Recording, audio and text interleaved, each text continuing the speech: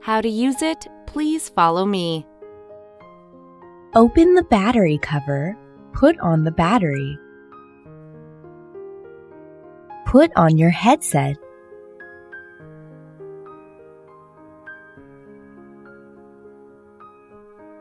Turn on the fetal Doppler.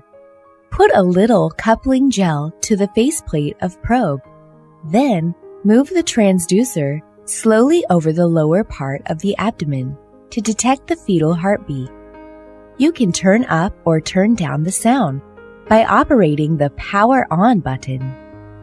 Record fetal heartbeat sound. Connect Doppler's audio jacket to your cell phone or PC.